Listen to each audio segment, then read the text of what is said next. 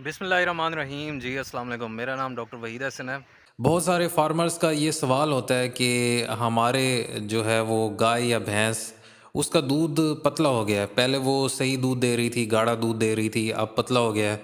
या ऐसी गाय भी है जो पहले से ही पतला दूध दे रही है। तो ऐसी गायों का हम किस तरह दूध गाढ़ा कर सकते हैं ताकि उसकी जो एलआर रीडिंग है, लैक्टोमीटर रीडिंग, वो ज़्यादा से ज़्यादा आए और उस तरह फिर हमें जो कंपनियां रेट देती हैं दूध का तो वो अच्छा रेट दें, या जिन कस्टमर्स को हम सेल करते हैं दूध तो वो उस दूध को पसंद करें और हमारे जो दूध की सेल है वो ज़्यादा से ज़्यादा हो।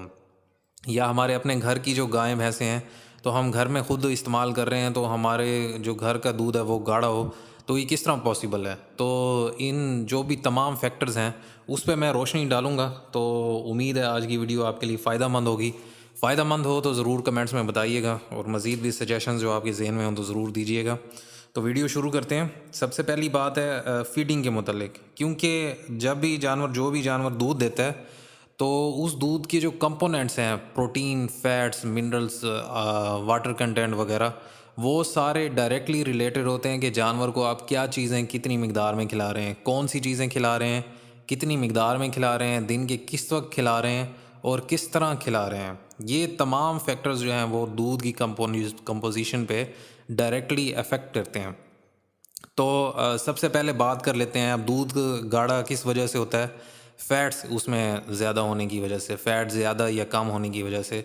जब ज़्यादा होंगे तो दूध गाढ़ा होगा। प्रोटीन लेवल या लैक्टोज लेवल जो शुगर होती है वो तकरीबन कांस्टेंट रहते हैं। प्रोटीन लेवल कुछ अप डाउन होते हैं, लेकिन मेन जो है वो फैट कंटेंट होते हैं जो दूध को गाढ़ा या पतला बना सकते हैं। तो इसके लिए सबसे पहली चीज़ है कि आप अपने जानवर को बैलेंस डाइट दें। अब उस बैलेंस डाइट में क्या शामिल होता है कि वंडा जो आप दे रहे हैं या खल बनोला या गंदम का दलिया, ये सारी चीज़ें एक बैलेंस्ड मिकदार में होनी चाहिए। क्योंकि जो फ़ैट बनती है, जो चिकनाई बनती है, जो मलाई बनती है दूध के अंदर, उसको बनाने के लिए जानवर को बहुत से फैटी एसिड्स की ज़रूरत होती है जो र्यूमेन में बन रहे होते हैं। और वो किस तरह बनते हैं, जो आप कंसनट्रेट्स दे रहे हैं जिसमें ये गंदम का दलिया या खल या वनडे के और जो कंपोनेंट्स हैं वो र्यूमेन के जो बैक्टीरिया हैं या दूसरे ऑर्गेनिजम्स हैं वो ब्रेक डाउन करके उससे वोलाटाइल फैटी एसिड्स बनाते हैं और उनमें शॉर्ट चेन फैटी एसिड जो हैं वो ज़्यादा प्रोमिनेंट हैं। अब वो जो शॉर्ट चेन फैटी एसिड्स हैं वही जो है वो प्रीकर्सर होते हैं, मतलब उन्हीं के ज़रिए फिर दूध की फ़ैट बनती है। तो इसको बनाने के लिए जानवर को स्टार्च की ज़्यादा ज़रूरत है और हाई क्वालिटी फॉरेज की, मतलब जो चारा दे रहे हैं वो अच्छी क्वालिटी का होना चाहिए। ये ना हो कि आप जिस तरह आज का सीज़न है कि बाजरा लोग वो सिट्टे काट रहे हैं और नीचे का जो उसका स्टंप है तो वो जानवर को बतौर चारा खिलाते हैं, तो उसका कोई फ़ायदा नहीं है क्योंकि उसमें मोस्टली मोर देन 50% तो वैसे ही वो ड्राई हुआ होता है जिसमें लिग्नन पार्ट ज़्यादा होता है जो तकरीबन अनडाइजेस्टेड, मतलब बग़ैर हाज़म होके निकल जाते हैं। तो अगर आप चाहते हैं कि आपका जानवर अच्छा दूध दे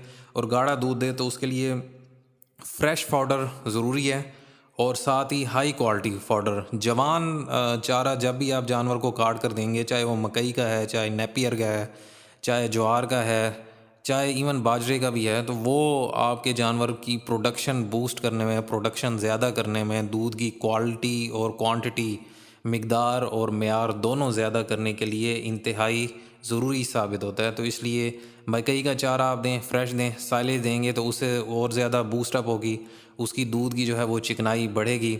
साइलेज महंगा है तो कम से कम आप जो है वो इसका इस्तेमाल कर सकते हैं जो मकई का फ्रेश चारा है, या जो बरसीम या लूसन है ड्राई शुदा।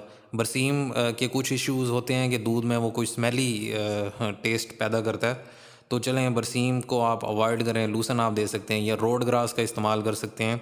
हाई क्वालिटी फॉरेज जो है वो ज़रूरी है। साथ कंसनट्रेट्स का भी मैंने बता दिया। अगली चीज़ ये है कि आप डायरेक्टली अगर जल्दी जो है वो दूध की फ़ैट बढ़ाना चाहते हैं तो उसके लिए जो है वो घी या ऑयल या बाईपास फैट्स का इस्तेमाल ज़रूरी है।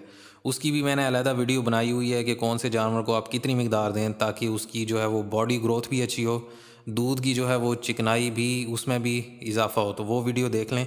और ये सारी चीज़ें जो है एक बैलेंस मिकदार में जब जानवर को मिलेंगी, क्योंकि जैसे मैंने पहले भी बताया है कि ना सिर्फ चारे की मिकदार, कंसनट्रेट्स की मिकदार, जो है वो मैटर करती है, ज़रूरी होती है, बल्कि ये भी मैटर करती है कि आप कौन सी चीज़ किस वक्त दे रहे हैं और कितनी मकदार में।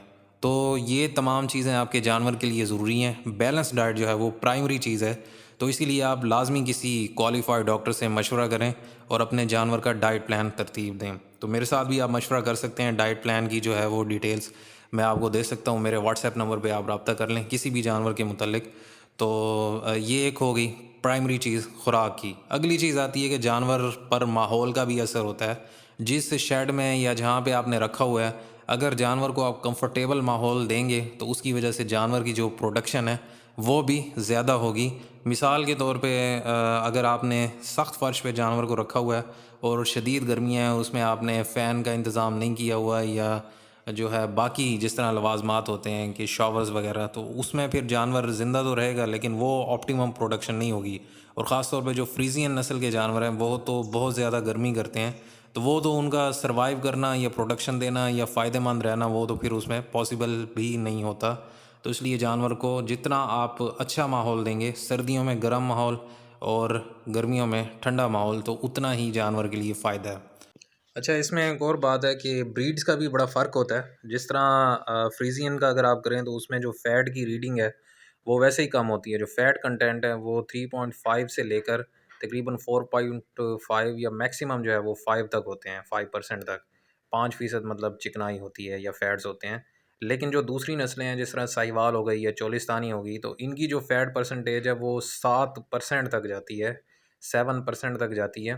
और इसका अमली मुज़ाहिरा हमने अपने साहिवाल के फ़ार्म पे किया हुआ है। वीडियो का लिंक मैं डिस्क्रिप्शन में दे देता हूँ, जहाँ पे हम जदीद तरीन मशीन के ज़रिए चेक कर रहे हैं कि दूध में फ़ैट की मकदार, लैक्टोज़ की मकदार, प्रोटीन की मकदार कितनी है। तो ये तमाम चीज़ें नस्ल पे भी डिपेंड करती हैं, तो ये भी आपने अपने ज़हन में रखना है। अगली बात ये है कि जानवर को प्रोटीन, अच्छी क्वालिटी की प्रोटीन की भी ज़रूरत होती है, क्योंकि ज़ाहिर बात है जब प्रोटीन कंटेंट ज़्यादा होगा तो उस वजह से भी दूध में गाढ़ापन आएगा, दूध की ग़िज़ाइयत जो है वो बढ़ेगी। तो उसमें लाइसिन और मिथायोनिन 2 बहुत अहम अमीनो एसिड्स हैं, तो उनकी भी अगर आप सप्लीमेंटेशन करेंगे, अगर वो भी जानवर को मुनासिब मकदार में देंगे, तो उसमें भी जो है वो जानवर की प्रोडक्शन जो है वो ज़्यादा बेहतर होगी, जानवर सेहतमंद भी होगा, दूध की मकदार भी बढ़ेगी और दूध का जो मेयार है, जो क्वालिटी है, मतलब गाढ़ापन है, उसमें भी इज़ाफ़ा होगा। तो उसके लिए जो है वो प्रॉपर एक जानवर के लिए बैलेंस डाइट देना ज़रूरी है। तो आप मेरे व्हाट्सएप नंबर पे रब्ता कर सकते हैं फ़ीड फार्मूलेशन के सिलसिले में।